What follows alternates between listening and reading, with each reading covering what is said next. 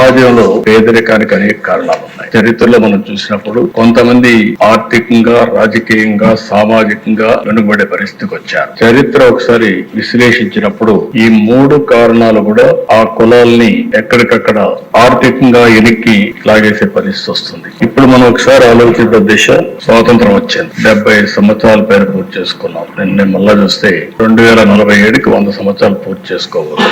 ఇంకా కూడా ఆర్థికంగా, రాజకీయంగా, సామాజికంగా అసమానతల పైన పోరాడే పరిస్థితి వస్తా ఉంది. ఇక్కడికి వచ్చినప్పుడు దిశ ఈ కేసు చెప్పిన తర్వాత చరిత్ర కూడా ఒకసారి, చరిత్రలో నేను కూడా ఒక 40-50 ఏళ్ళు భాగస్వాములు అయ్యే పరిస్థితికి వచ్చాం.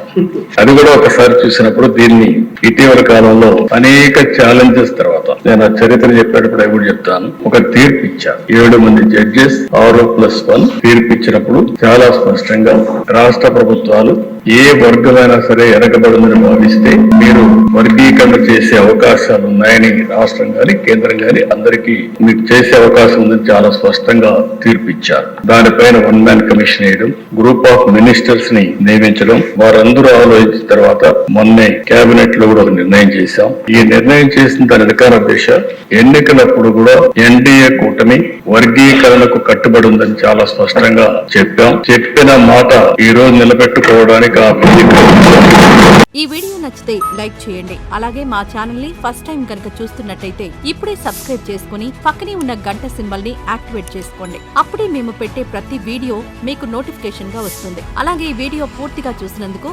ధన్యవాదాలు.